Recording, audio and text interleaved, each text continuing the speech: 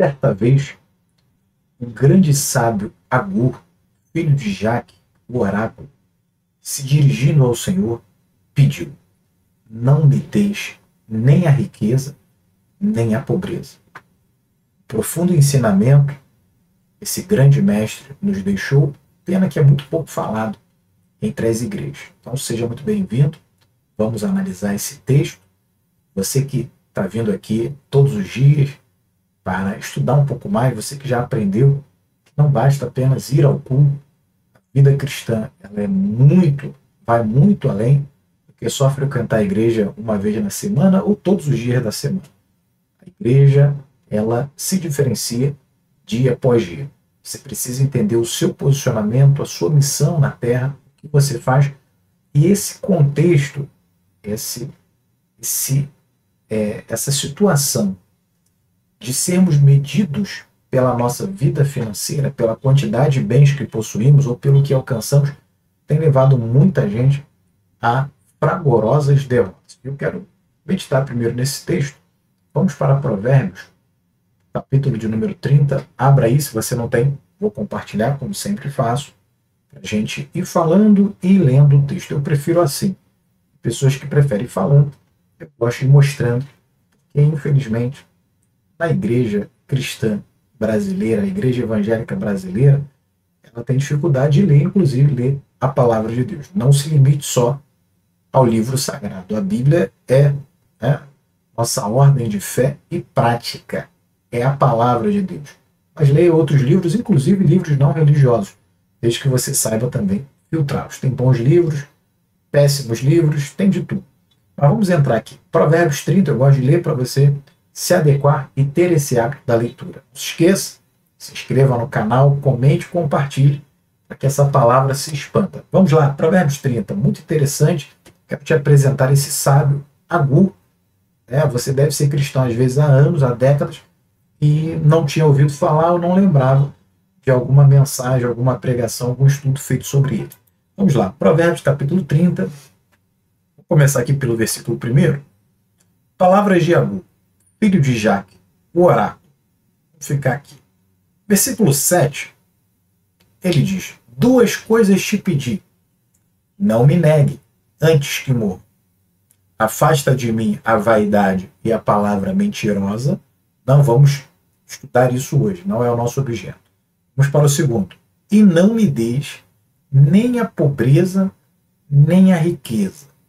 Mantém-me do pão da minha porção acostumada. No versículo 9, para que porventura de farto te não negue e diga: quem é o Senhor?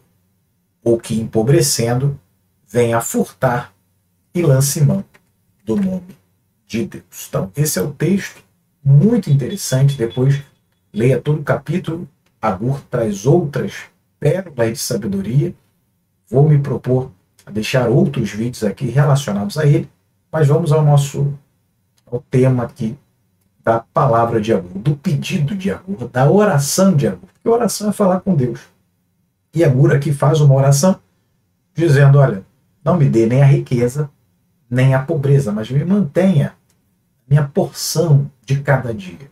Bom, a primeira grande questão é que Agur compreendeu, a primeira lição que ele nos dá é que o evangelho ou relacionamento com Deus não pode ser baseado em uma circunstância, seja ela qual for, principalmente uma circunstância de ordem material. Então não importa se eu sou rico ou se eu sou pobre para Deus. A pobreza não é símbolo de humildade e a riqueza também não é símbolo de pecado. Não. A Bíblia não é contrária à riqueza e nem o fato apenas de você ser pobre significa que você é um servo de Deus. Existem pessoas boas e ruins, ricos, e existem pessoas boas e ruins, pobres. O que Agur está dizendo não é o fato dele ter muito ou ter pouco. O que Agur queria era uma estabilidade, era um equilíbrio para que ele, sendo rico, a riqueza não lhe fizesse com que ele negasse a Deus. gerasse uma independência de Deus e não uma submissão. E Agur também se preocupava em passar por necessidade a tal ponto de cometer algum delito que manchasse o nome do Senhor. Importante trazer essa preciosa lição para os nossos dias, aonde há uma guerra ideológica dentro das igrejas que constrange cada cristão, cada servo de Deus, a ser igual no mundo, valorizado por aquilo que ele tem. O quanto que ele tem, o quanto que ele oferta, o quanto que ele dizima, o quanto que ele ostenta nas redes sociais, por exemplo, dizem qual é o valor que ele deve ter para a igreja, quando na verdade isso não é o Evangelho de Cristo. Nós sabemos que, uma vez, e aqui tem duas situações muito complicadas que acontecem quando você mede a sua fé pela quantidade de bens que você possui ou não. Primeiro, você pode gerar uma falsa humildade ao achar que não ter bem material nenhum, ser muito pobre ou miserável, significa que você é um ungido de Deus, um escolhido do Senhor.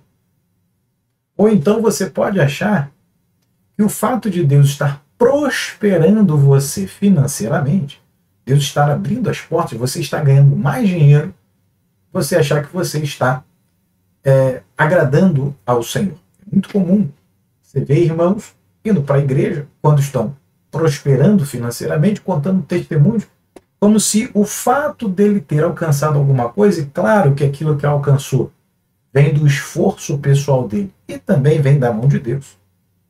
Mas ele acha que só aquele fato específico já lhe credencia a ser aprovado pelo Senhor, quando a palavra de Deus é clara que Deus manda o sol para o justo e para o injusto. Deus abençoa todos os homens. Todos os homens respiram, todos os homens têm uma saúde boa ou mais ou menos, mas tem. A todos os homens foi dado o poder de criar, foi dado o poder de pensar, foi dado o poder de escolha, foi dado o poder de progredir. Se você fizer uma dieta, dificilmente você não vai emagrecer. Se você estudar, dificilmente você não irá aprender. Ao ser humano foi dado esse dom de você evoluir, basta o seu esforço. Agora, Deus abençoa? Claro, mas Deus abençoa quem? A todos. Então, qual é a diferença do justo para o injusto? A única bênção. E essa está além de tudo, que é a bênção da salvação. Então, você pode cometer esse erro, e vemos muita gente cometendo esse erro, inclusive influenciado pela mensagem que a própria igreja diz. Então, você também pode cometer o erro de ficar frustrado, por exemplo, porque não alcançou alguma coisa. Então, aquele cristão que a fé dele é baseada num relacionamento em que ele fica feliz com Deus se ele ganha R$ 1 a mais ou menos, e fica frustrado se as coisas não aconteceram. Então, esse cristão em que a fé dele é relacional, é circunstancial, em que os bens materiais medem o valor da fé dele, a partir do momento que as coisas pioram um pouco, ele passa por um momento de dificuldade financeira. Eu estou focando aqui na questão financeira porque essa é a mensagem de Agur, esse é o princípio que Agur quis passar nesse texto. Ele vai achar que ele está amaldiçoado, que é o pecado, quando a palavra de Deus, como dizemos, muitos servos do Senhor eram pobres e muitos servos do Senhor eram ricos. O que significa isso? Significa que para Deus o seu valor não está na quantidade de bens que você possui. Então você não pode ser escravizado por essa ideologia maligna. Eu não estou dizendo para você não prosperar financeiramente. Eu estou te mostrando, em primeiro lugar, prosperidade na palavra de Deus não é ter um carro melhor, um carro pior. Ter um apartamento, 50 apartamentos, ou morar num casebre. Isso não tem a ver com prosperidade. Outra questão importante, o que é riqueza? O que é riqueza para você? E, como eu falei, o fato de ser pobre não quer dizer que você é humilde. Veja, eu não estou dizendo que as pessoas que são pobres não são humildes, ou que os ricos não são soberbos. O que eu estou dizendo é que não é isso que determina o nosso caráter. Não é o dinheiro. Você quer ver uma coisa? Um exemplo muito prático. Pega aquele irmãozinho que tinha dificuldade financeira. Ele começa a ganhar R$ 1 a mais. Ele já cresce, já se arvora todo.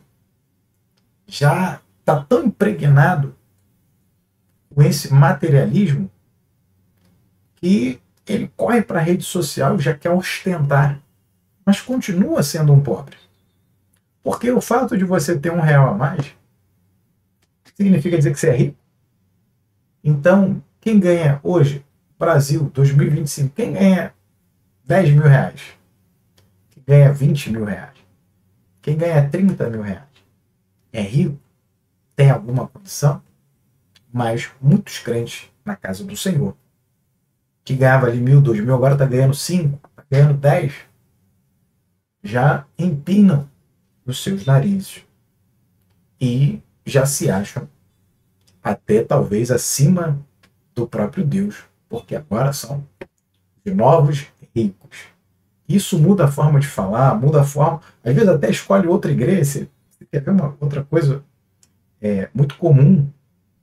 Hoje você tem, nós lançamos um vídeo agora, mais recente, falando sobre o fato que é notícia em todo o tempo, igrejas luxuosas, em bairros nobres das cidades, das capitais, no Rio de Janeiro. Você tem ali igrejas gigantescas na Zona Sul, na Barra. E quando você vai lá, você vê 90% daqueles crentes não moram na Barra da Tijuca, não moram na Zona Sul. Mas aquele cristão, ele tem na cabeça dele que o evangelho se resume a ter dinheiro, a melhorar financeiramente. E volto a repetir, não é pecado. O que é pecado é você colocar toda a cristandade, toda a profundidade, todo o relacionamento, todo o mistério da salvação numa coisa tão banal como ter ou não ter alguma coisa. Hoje, a situação está tão deplorável dentro das igrejas que há uma discussão, fizemos um vídeo aqui também, depois você procura, que nas igrejas grandes, agora já não basta só ser uma igreja super luxuosa, um templo muito luxuoso. Você tem agora o setor VIP da igreja, porque os ultra ricos, os multimilionários, não podem se juntar com as pessoas comuns, porque está lotado, a igreja está entupida. E por que alguém procura esses lugares?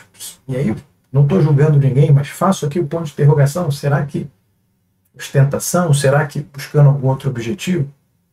Então, a grande realidade, e aí a gente passa a perceber que precisamos combater o materialismo. O que Jesus falou: não podeis servir a dois senhores, a Deus e a Mamon. E o que é Mamon? É um espírito. Mamon não é a riqueza, mas Mamon é o espírito que coloca o amor ao dinheiro acima de todas as coisas. Por isso, o amor ao dinheiro é a raiz, é o início, é o princípio de todos os males. Então, agora ele está combatendo isso para que você fique com a sua vida tranquila. Você não sinta a pressão de nada ter.